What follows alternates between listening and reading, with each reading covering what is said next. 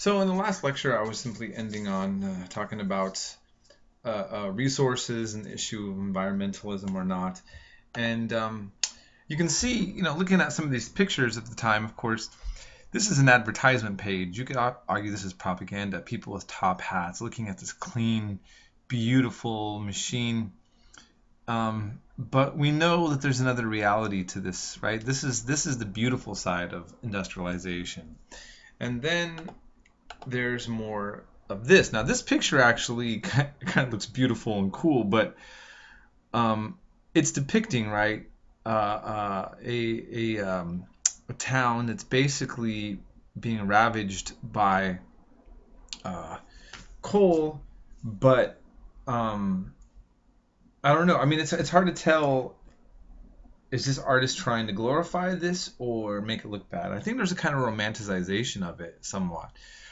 But in any case, we realize and we know, and this proves true to this day, that if you live near an industrial sector, if you're living where there's drilling, coal mining, something like this, it's not the prettiest environment. And not only that, there's often going to be a lot of potential health problems there as well. Now, here, this textbook, I'm going to skip through a lot of these things that are important in reading, but now almost comes off as obvious. The cottage industry, mechanization, division of labor, water transportation, the railroads, again, all of these things that we're going to see come here at this time. And again, it's kind of like things that we just take so much for granted. We really almost find them unimpressive, right? But I want you to also think about how fast the world is just spinning, out of control or not, but how quickly things move since industrialization.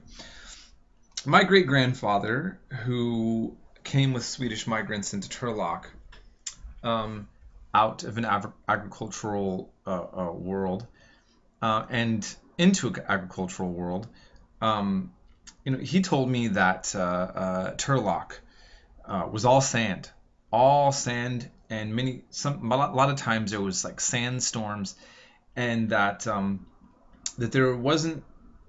I think when he was there, many roads weren't paved, and I remember the stories of a big deal when street lights came on.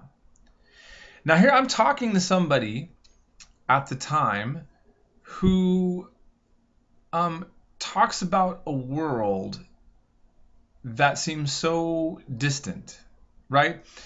That the house that I would go visit my great-grandparents in Turlock in did not originally have a toilet indoors. It had an outhouse, and you'd go there and you could see that the bathroom was an add-on to this small shack of several kids being raised in. And something like that now is almost unheard of, even in the poorest neighborhoods of urban centers anyways. And so, I mean, I'm just kind of putting it in perspective for us to think about that we're talking about right now 19th century, things really booming, and we're talking about me living in the 21st century, your instructor, who experienced meeting somebody who was still at the tail end of, I'm talking about my great-grandfather, of this emerging massive spread of industrialization and bringing in a lot of these things into being, okay?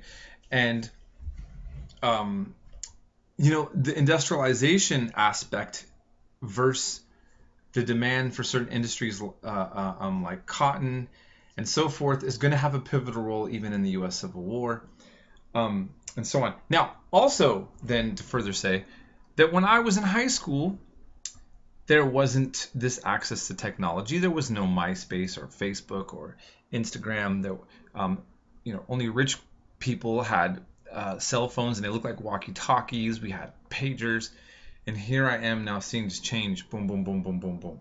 Right? You know, if you got lost back in the day at an amusement park, it could take forever to find all your family. Now you got a cell phone. Bam, where you at? Where you at? Well, somebody freaks out because their cell phone died.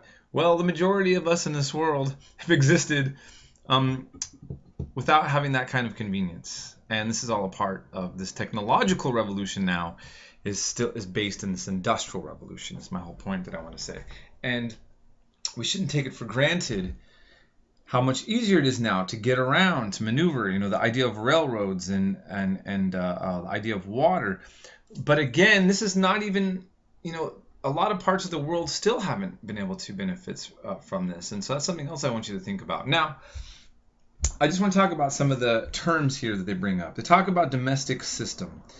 Domestic system, right, is defined as an economic arrangement developed in the 16th century in which capitalist entrepreneurs employed families in rural areas to spin and weave cloth and make nails and cutlery.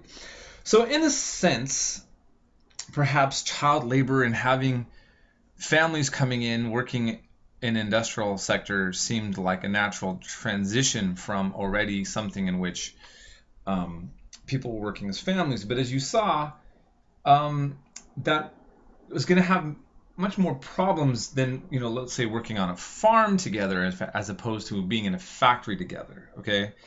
And so this also is going to see an evolution into division of labor. Now, what was the division of labor? It talked about the assignment of one stage of production to a single worker or group of workers to increase efficiency and productive output. And so you could have, you know, somebody who just runs a machine and not be that skilled. And, you know, that's going to change things quite heavily as well. Okay. So here we see an example of this. But as we know, while this kind of work absolutely still exists today, if any of you did this kind of work, for the most part, it's not fun. Some people may, you know, I think there are some people who feel they like it. They don't have to put much thought into it. You simply go to work, you do your thing. But, you know, I mean, it's not on the top fun jobs to do, I don't think. In any case, all of this is going to create a lot of fervor. And you can imagine the excitement, I mean, of seeing trains and what that would do in creating railroads to get from one place to the other and to be able to spread goods. Okay, I mean, what is a railroad going to be able to do?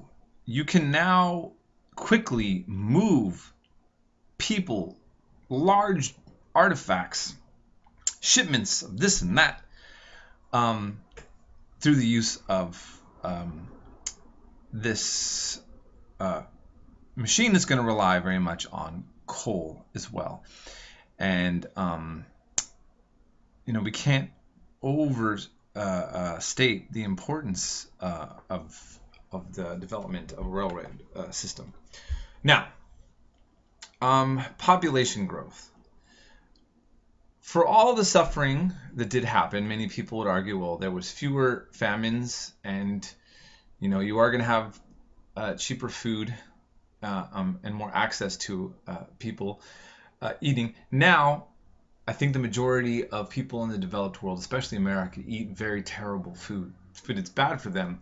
But of course, no food is worse than bad food. And, you know, we're more likely now to die from obesity or diseases related to what we eat as opposed to not eating, right? And that kind of comes out of industrialization and also very little care for the life's conditions of animals, which is another topic, but I think we should bring up from time to time. I'm not going to try to shove a animal rights agenda on us, but we shouldn't take for granted that while maybe hunting in nature is a natural thing that all life forms would do with each other, factory farms and those kind of things produce a lot of food for a lot of people at cheaper prices. But if we're going to acknowledge that animal life is actually life And if there's a certain amount of consciousness to them, then, that's another thing just to maybe start thinking about. That's all I'm saying. Okay, that's all I will talk about on that. Now, it talks about early marriage patterns. It's interesting. I just want to point out, when we talk about ethics and morals in family life, we tend to think of them as being kind of written in stone. I mean, you're rather religious and you have a certain set of principles that you go by, or you don't, or what are the expectations. But ultimately, we all know that it takes money to run a family, and that you have to be able to take care of babies that are coming, because babies are a potential in a heterosexual household, where you're going to have a normal sexual relations in the sense of, no birth control, or even with birth control, there's a risk of having a child, and you have a child and you got to pay for it, right? Okay. Now, that marriage patterns changed based on economic patterns as well. How early you can get married or not. What the expectations would be of a married person, of a male and a female, and those things societally, okay? And so that's something that I think you should just kind of look into and not take for granted, and think about, because as historians we kind of realize that society, we often don't think about economic conditions relating to morality and ethics and marriage and those kind of things. But if you look historically, they kind of do come hand in hand. People maybe don't always think so as much. I know a Cuban, or someone who grew up in Cuba, and said, and this is just anecdotal, I'm not, please take it with a grain of salt what I'm saying, but he said women are very forward with men there, and very assertive in ways that are different than other parts of Latin America, in part because the socialist country, which we'll get into what socialism in Cuba, a woman doesn't get more economic help necessarily from being with a man, and that she doesn't really need men in a sense that society, that her economic life, in other words, doesn't change much. And so she has more freedom to assert herself without that need. Now, this could be way off, and who knows what implications, is this from a feminist point of view, good, bad, or what we're saying. But I just want to point out that it's understood that the ability of people in gender relations and in family life have been affected a lot by economic life. But it's often not thought about as much. But it's something that we can see as patterns in history as historians. I'll let you make that decision. It's a debatable thing, but I think it's just worth kind of looking into. Now, I'm going to end here, and I'll move on to the next section.